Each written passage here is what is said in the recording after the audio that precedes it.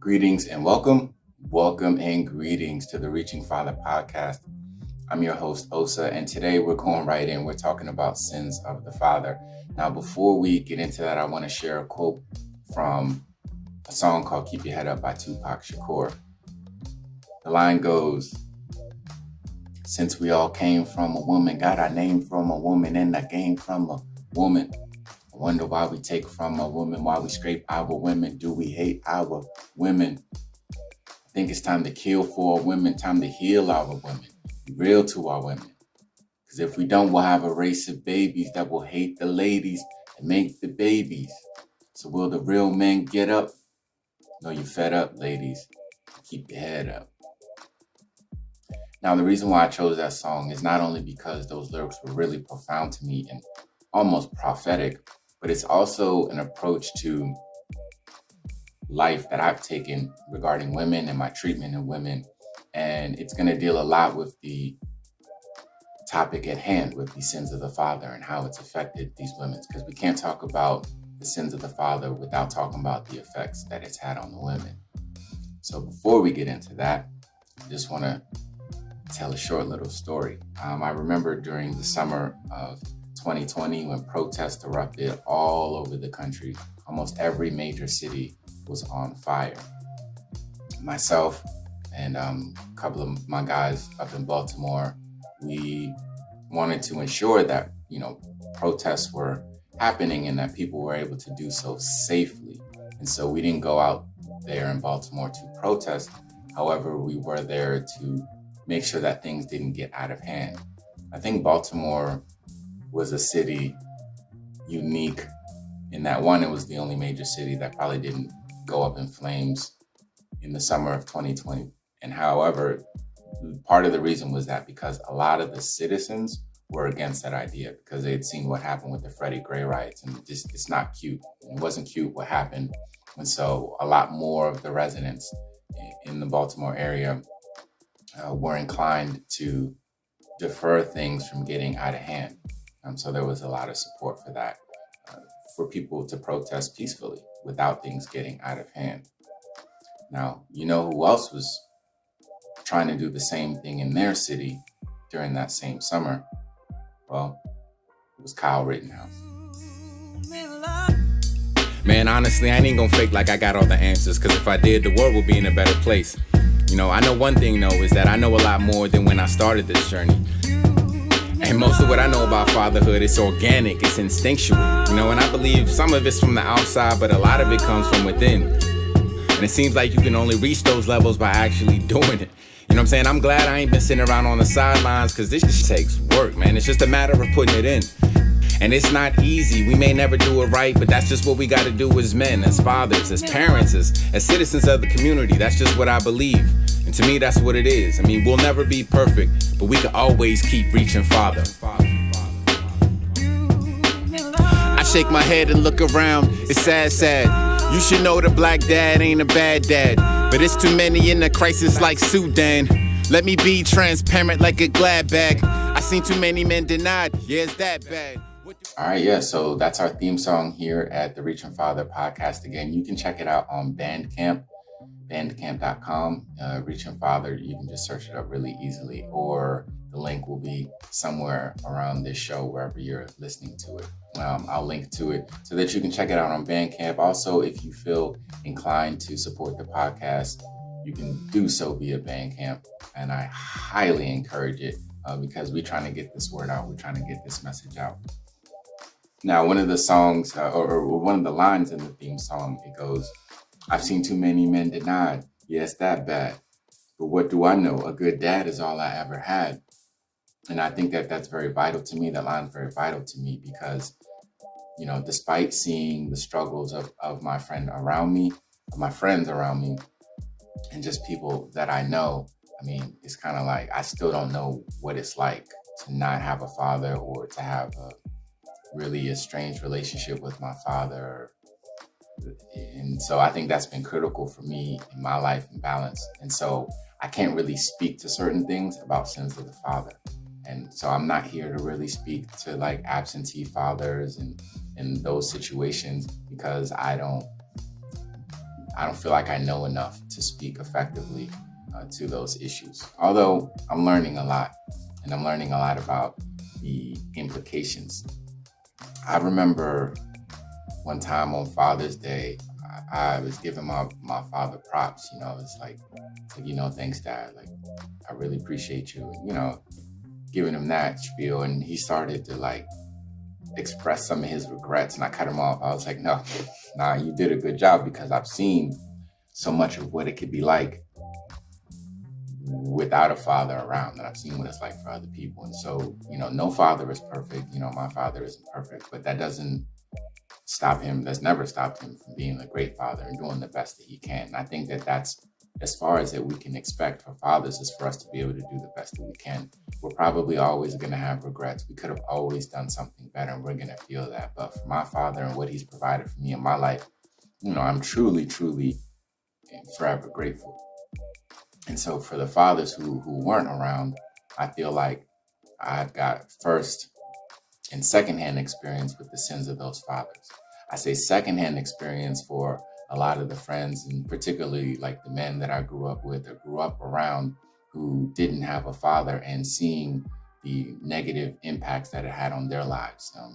Even if it wasn't physically present or very obvious on the outside, I can still feel some of the emotional turmoil that's caused. And so by extension, I feel like I've got like secondhand experience with those sins, or in the results of those sins. I would say some of it has become firsthand with some of the women that I've been in relationships with, whether romantically or even friendships, and seeing how that negative impact on them directly has an impact on me, how they view me, because a child, a woman in particular, but I would presume all children, their first knowledge of a man is through their father. And so whether he's there or not definitely has direct implications on that child. Man, it doesn't have to necessarily be a good or bad thing, but there are definitely consequences and repercussions. And so dealing with that, I think a lot has shaped me in certain ways. And that's kind of what I want to do to address these issues moving forward. Now, there's this thing that a lot of people say, like in the community, like, what do we need? It's often along the lines of, we need more fathers. I don't necessarily think that that's true. In my honest opinion, I don't think that we necessarily need more fathers, because if we look at some of the more popular examples of people or Black men in the community who were fathers, I wouldn't say that they're necessarily the type of fathers that we need. Just because you're a father, that doesn't make you any type of asset to the community inherently. I think there's additional things to fathers that we need as well. I think, without very much doubt, I think that one of the most notable fathers that we've seen in recent history is George Floyd. Now, we don't know much about him as a father. We hardly know anything, but we know that he's a father. The other thing that we do know are the things that are around his death, which was unfortunate, right? No matter how you cut the pie, it's very unfortunate. However, the thing that's important to me is that he was in the middle of doing some things that I would tell my son not to be caught doing.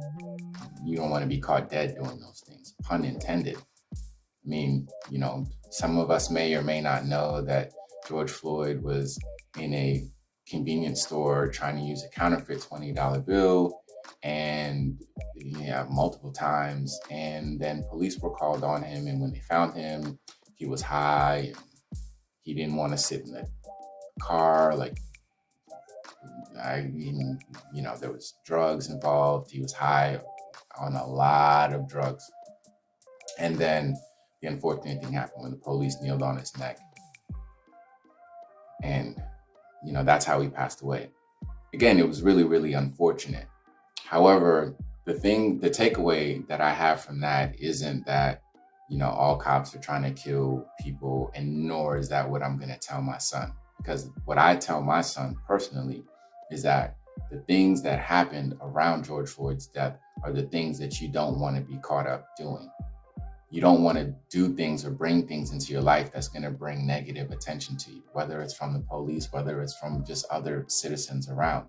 I think that there should be more emphasis on the character traits. And, we talk about when people bring up the things in George Floyd's past about, multiple jail stints and multiple drug crimes and, a home invasion on a pregnant woman and sticking a gun to her stomach. When we talk about these things, people emotionally get upset, understandably, and suggest that his past shouldn't be used against him, which it shouldn't necessarily. But if his past coincides with his present, then we have to look at that and assess, well, what kind of character this is. I mean, I know George Floyd's, metaphorically, I know George Floyd's. I live around George Floyd's. Are they heroes in my neighborhood? No. Are they going to change their lives at 40 something years old doing the same old things? Probably not. So, yeah, I mean, I think that that's more important to look at. And when you look at one's legacy, it's kind of what they left behind. If someone leaves a legacy behind of crime and criminality, I don't think that that's something that we should look up to or excuse. And even worse, we definitely shouldn't be telling our sons that, like, that's okay. We say that, well, just because he did X, Y, and Z, that doesn't mean that he deserves to die, which I think is a good, attempt at moral posturing and trying to feel good about oneself. But I think that's kind of a moot point if you're not really willing to talk about, well, then who does deserve to die? We're not really having those conversations, because you can say all of this about he didn't deserve to die, but I'm not sure what the pregnant woman who got the gun stuck in her stomach would say to that. I don't know either way, but we don't really have those conversations. There was a real victim of the crimes there's real victims of some of the crimes that this man committed. And again, he's a father. And the past doesn't really matter. Again, I'm going to say this again. This past doesn't matter as much as his legacy. I look up to Malcolm X, right? I've always looked up to Malcolm X. He had a past. No one holds that against him. None of the people that I know who, look up to Malcolm X, they don't hold that against him. They all know it. We all know it. Yeah, he had a past. He did this and he did that. Detroit Red, blah, blah, blah, blah. But that's not nearly important, because he actually turned his life around. He actually left a legacy. If anything, his past is proof that he turned his life around. And again, it does matter, and it does become more important. And that's something that we could be proud of. And, I get it with George Floyd. What happened was unfortunate, and it becomes a really good excuse to be more and more angry about the things that white people have done to us in this country. And I get it. I understand. I mean, trust me, I understand as much as anybody that there's plenty of reason to be mad about what has happened in the past in this country and race relations, X, Y, and Z. I wonder, though, what would happen as a people if we got out of our feelings about what we feel about white people and got into our feelings about what we feel for Black people? So I think there's a weird disparity between those things. And we just love talking about white people and kind of what they did to us and how much they've hurt us and how much pain that they've caused in our community. And I understand that, but if we're going to talk about these white people, then, let's talk about them. Let's talk about Kyle Rittenhouse for a second. Now, Kyle Rittenhouse was known as this shooter of people at a protest in Kenosha, Wisconsin. He shot 3 people and killed 2 of them. Now, unbeknownst to a lot of people, is that the reason why he was there was not to kill people or even hurt people, was actually to help people. Out of his own mouth, through his own interviews, which you can look up for yourself, he says that he was there to support the rights of people to protest peacefully. When I heard him say that, I resonated with him immediately. He was there not only with his AR-15, which was legal in a state like that, he was also there with first aid kits. Now, this 17-year-old man was responsible enough to, one, probably know first aid and CPR, two, to handle a gun the way that he did, and three, to be called on by other businesses in the area to support them. Now, if you ask me, that's pretty remarkable for a 17-year-old to be even invited to do those things, or even to have a heart and desire to do those things. I mean, I think about my son who ain't ready to bust off no AR-15. However, I think about my son in his school, and I remember one year he campaigned for them to have a Heroes Day. And this Heroes Day, was to acknowledge the heroes in the community and the heroes within ourselves.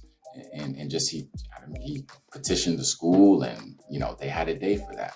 This idea of being a hero, I think, is important, like a good guy, and the emphasis on that, I think, it gets lost a lot of times. But this is what was happening. This is what Kyle Rittenhouse went down there to do. Now, unfortunately, while he was down there, things got crazy. He was attacked violently multiple times by at least 3 different people.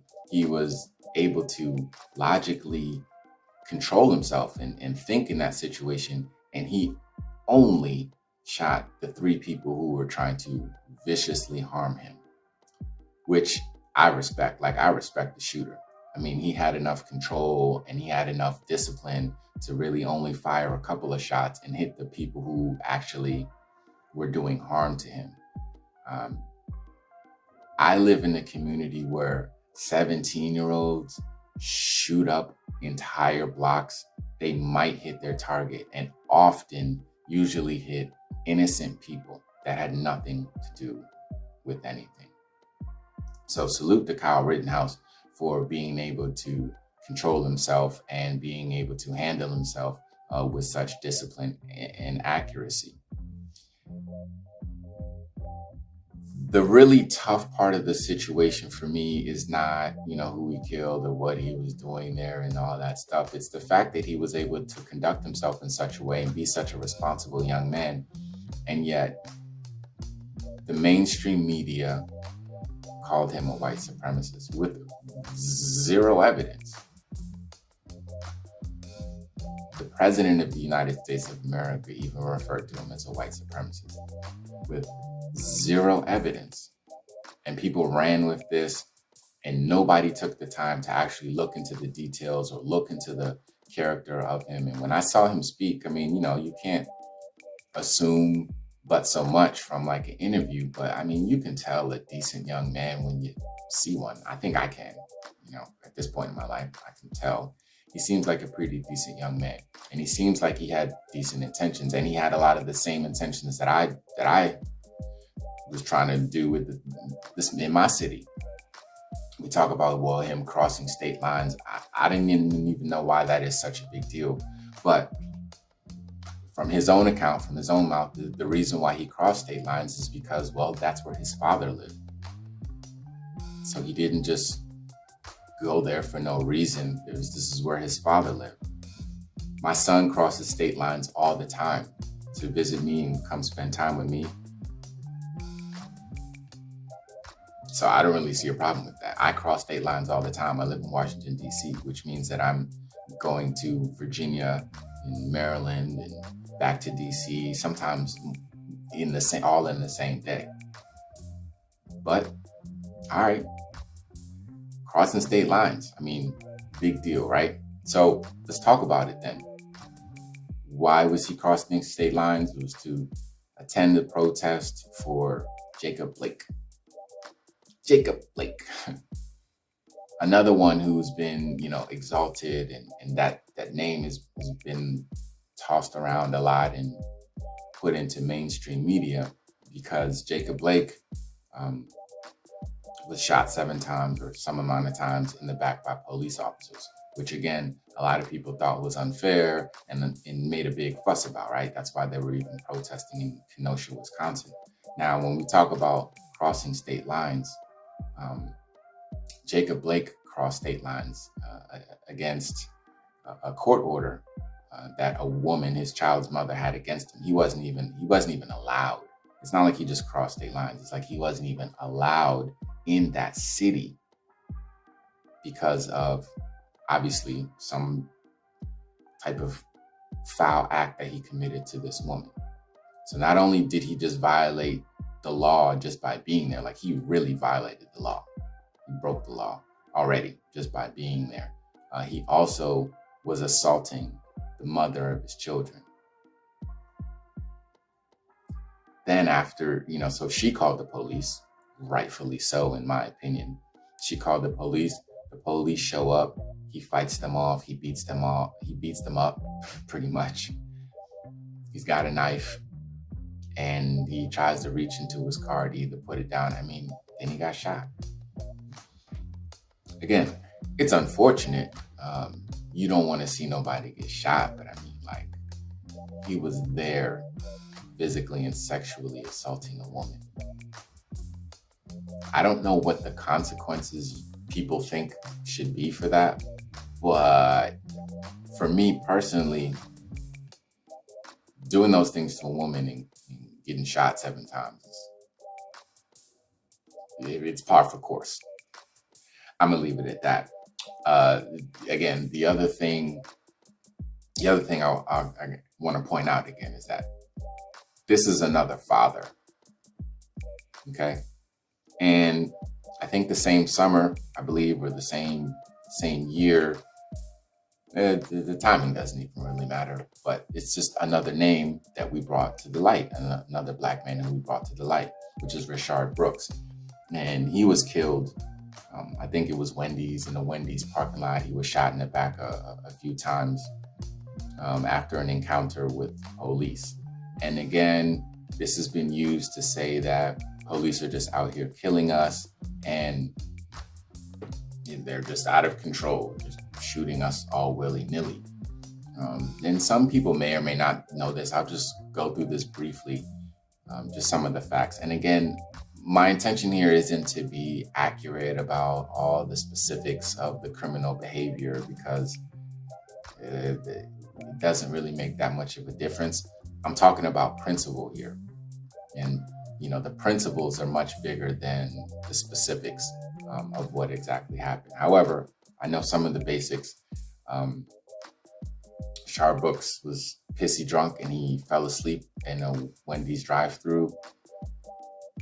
Police were called. When they arrived, they, got him to pull out of the spot and, they talked to him. They talked to him for at least 30 something minutes. I've had a few interactions with police in my life, and usually I can tell if the police officer is going to be a jerk. I can usually tell within 30 seconds. 30 minutes is a very long time for a cop to just be talking with you and just having casual conversations. And so after a while, they realized how drunk he was because he was incoherent and they barely knew where he was and just was in absolutely no condition to drive. I'm sure they figured that out in 5 to 10 minutes. But okay, 30 minutes later, they're still talking to him. And then when they decide, hey, look, we can't let you go because you're way beyond the legal limit for alcohol in your system and he's just clearly inebriated. So they begin to put him under arrest. And that's when he broke free, beat up the cops, took one of their stun guns, shot at the cop with his stun gun and tried to break away. And then he got shot in the back. This is unfortunate. It's very unfortunate. The other unfortunate thing was that this man, in his life and the things that he's done, he's had a bit of a past as well, unfortunately. And that past included things like battery and cruelty to children. And again, this is another father. Do we need more of these type of fathers in the community committing these type of sins? And you can define sin however you want. I'm using that kind of loosely.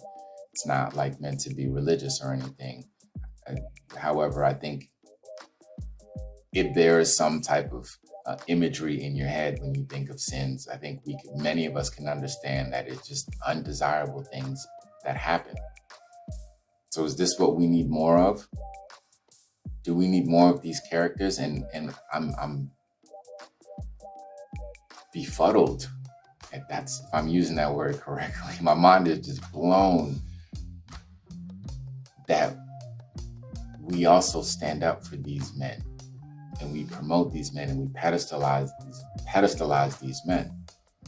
These aren't the type of men that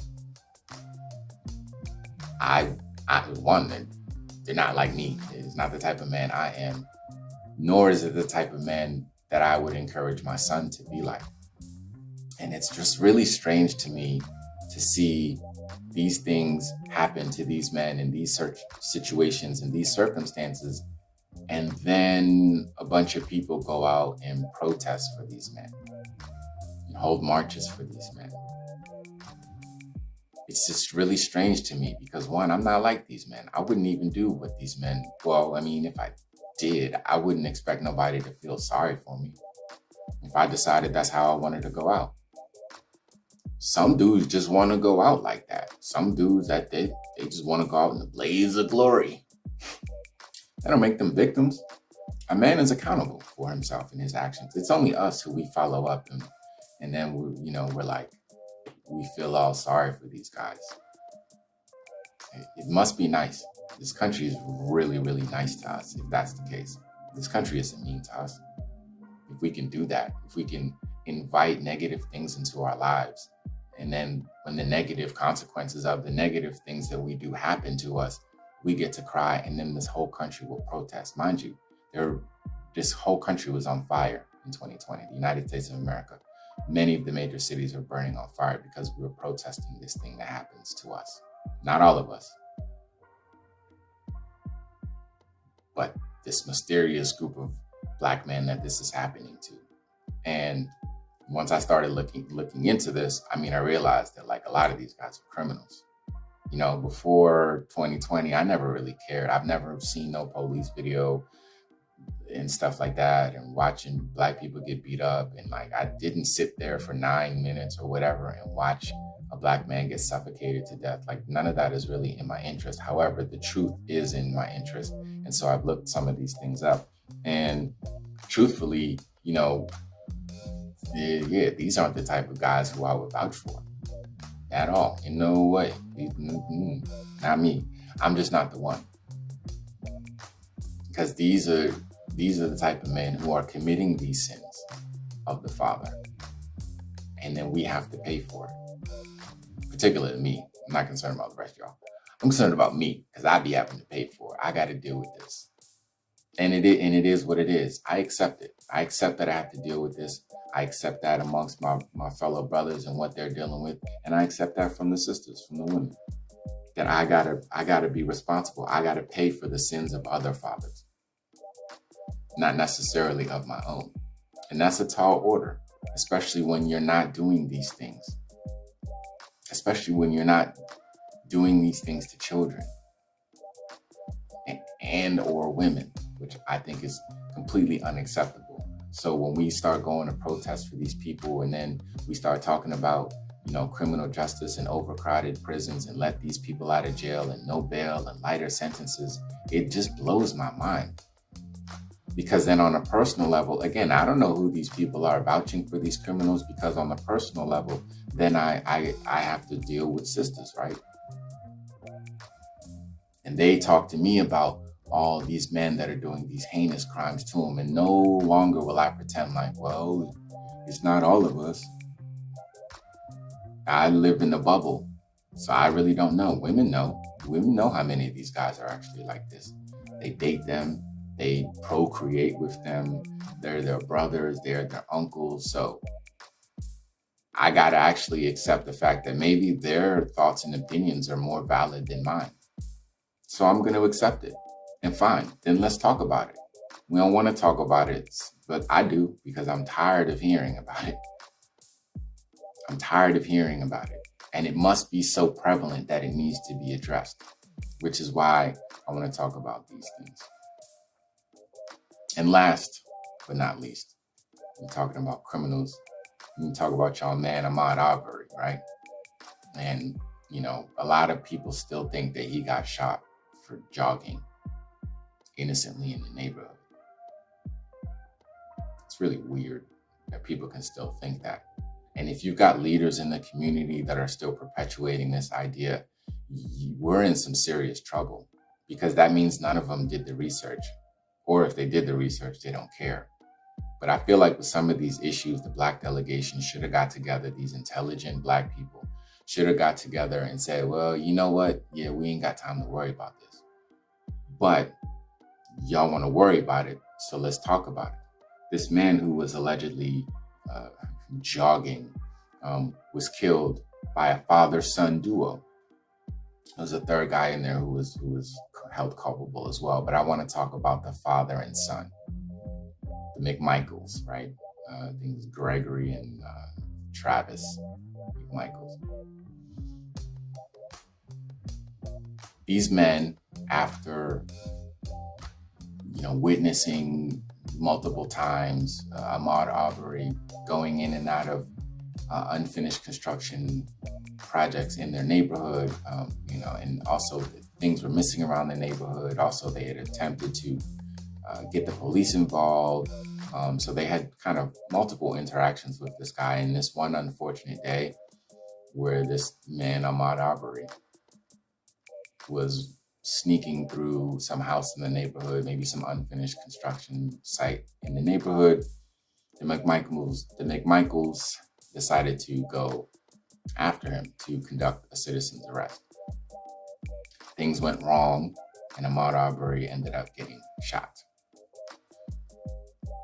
Now, a lot of people, especially in the communities that want to fight for justice for criminals, they seem to believe this idea that the McMichaels just went on some tirade to go and try to shoot him because they chased him in a car and they were trying to get him. Now, mind you, again, I respect the shooters. So based on the video that I saw, if they really just wanted to shoot him, they could have done it way before he got that close. From my vantage point, it looks like this man, Ahmaud Arbery, forced their hand to shoot him because he didn't run away, which he had time and space to do. He could have ran this way, could have ran that way, could have ran the other way, but he chose to run straight into the person with the gun. Now, I haven't been held at gunpoint that many times in my life, but the last thing I would do is run towards somebody with a gun and dive on them and assault them. That's usually, I don't like to assault people, but the last type of person I would assault is somebody who has a gun, a big gun, a shotgun at that, or a rifle, or whatever you have. And so, because the McMichaels saw a problem in their community, they went to address it. They didn't do it perfectly, but they went to address the issue in their community. Now these guys got life sentences, and somehow we think that that's fair. Yeah, see, I'm not really that big on the racial stuff as much as I am on principles. Because if it was my neighborhood, then the neighborhood where my children were playing, and there's just some riffraff running through there, I wouldn't want them there either. And if after contacting the police and trying to do it the right way, after doing all of that, nothing happens, and I still see this dude in my neighborhood, I would like to be around the type of men that would go deal with that issue in whatever way, is necessary. I mean, again, Malcolm X, by any means necessary. That's just me, though. And not everybody has to be like that. However, I think that some of the women that I know would agree that they would prefer men around in the neighborhood that would go do something about some of the issues that are happening around them or directly to them.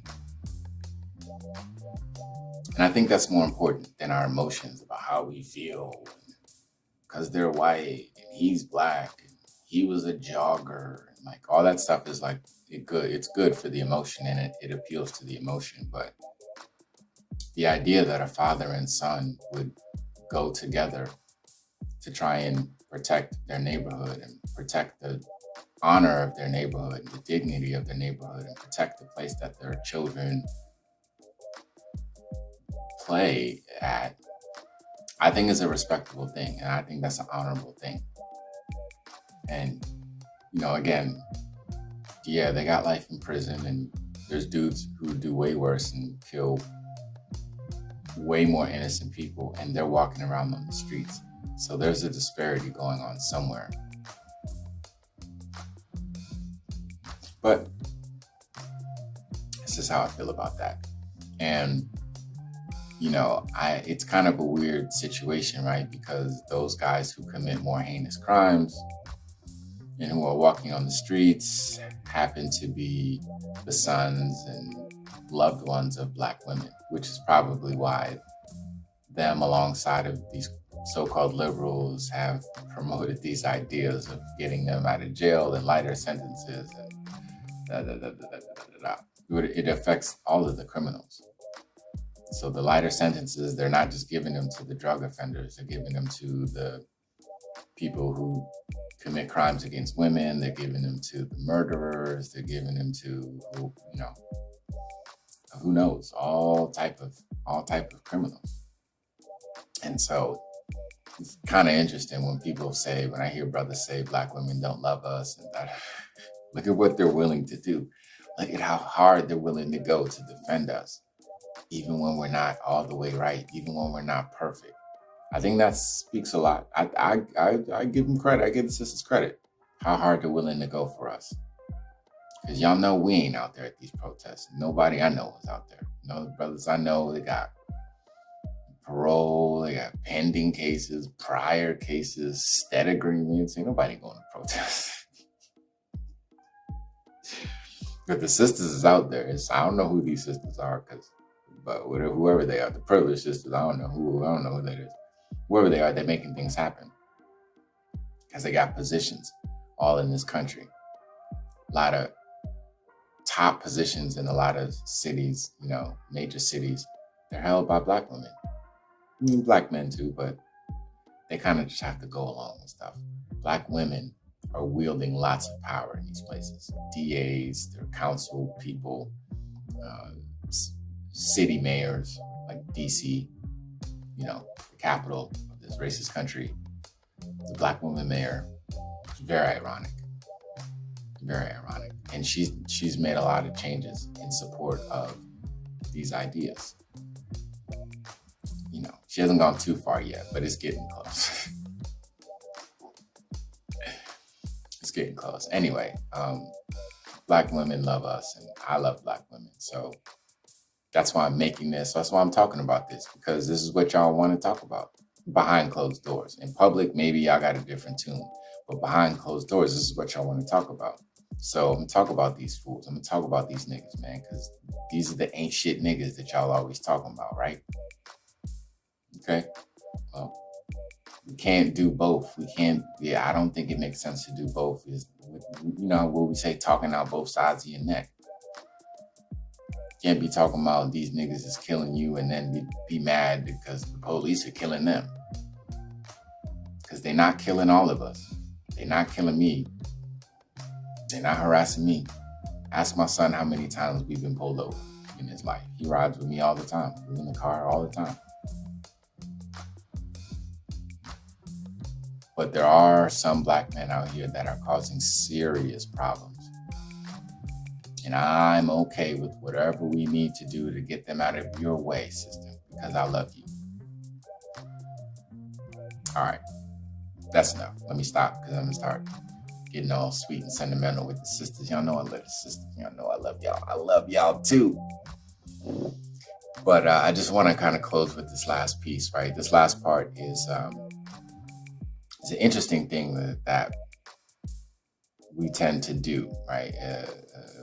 I guess Black people, whoever, man, we're always focused on kind of academics and how things aren't fair academically for us and academic achievements. And we're going to colleges and getting degrees and high rates, higher rates than ever probably. In addition to that, though, there's also focus on the requirements for what is considered academic success, right? And there's talk about standardized testing and how that's biased for us, and SAT scores and how it's culturally biased and it works against people of color, which could be true. However, there's people from other countries that come here, don't even speak English, and they seem to be dominating. And, some people talk about differences in IQ between the races, and I don't know a whole lot about that stuff. However, what I do believe is that our IQ as Black people shouldn't be measured in the academics because, one, we didn't really invent that field. So to try and meet a standard that, one, we didn't create, nor does it match who we are, it's almost a lose-lose from the jump. Now, I believe in merit. So, if there are Black students who can get the same 1,600 or 1,500 on the SAT as the Asian kid and in the same grades, and then, they should both be competitive with each other. I don't think it's fair that a Black student who gets way lower on the SAT should be bumped up in line, and the Asian kid who gets higher on the SAT should have to wait in line because they meet the merits. The Asian kid meets the merits. The Black kid may not meet the merit, but still gets preferential treatment. Yeesh. Sounds a little bit unfair, if you ask me. There's another word I can use to describe that, but I won't. I'll save that for later. Anyway, my point being that maybe that just may not be our thing, right? If we need so much help on the test, if we need such a big curve, maybe it's just not our thing. So then what might be our thing? My guess, my theory is that our intelligence is more spiritual. I think that Black people have a high spiritual intelligence, potentially, if we focus on it more. I don't think we focus on it enough, which is my point. And the challenge in focusing on spiritual intelligence is that it's not quantifiable. It's hard to quantify spiritual intelligence, but we can qualify it. I think that it can be qualified through measurements of good character, right? Integrity, honesty, things of that nature. And we can go down the list, and focusing on these things, humility, right? That would push us to do the things that we can do and push us closer to our potential. I believe that spiritual intelligence permeates into every other aspect of your life. I think all aspects of our life are spiritual. And if we've been taken away from our spiritual nature or our true spiritual origins, well, then that explains a lot more of the issues in the community than the pandemic, than poverty, than disproportionate or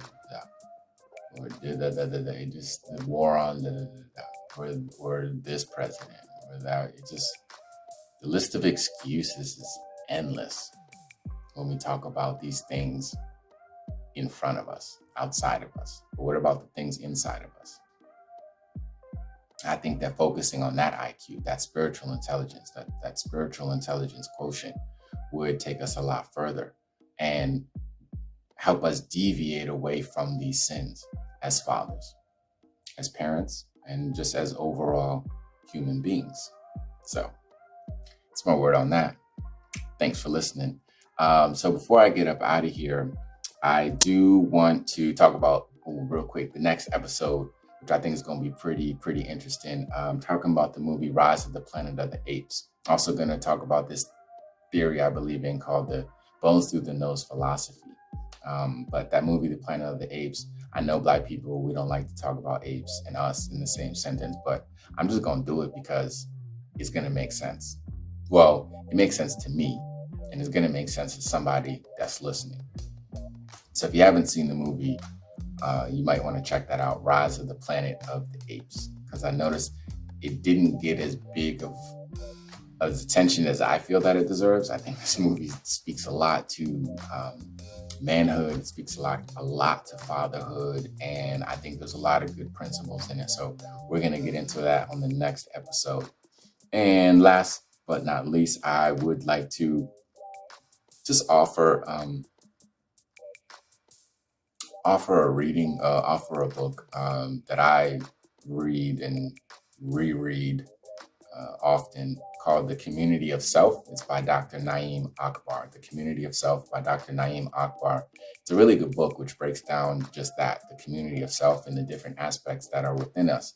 And I think for me, it was very helpful reading it because it helps me understand the different ideas in myself and kind of helps bring everything together, because all of us have these many aspects of ourselves. And when they're not in line or not in control, we tend to be able to lose them. So I think that this book is a very good starting point for how to kind of acknowledge that community of self and appreciate how we show up, or get control of how we show up in our day-to-day lives. So that's my word. This is Osa. Thank you for tuning in to the Reaching Father podcast. Peace.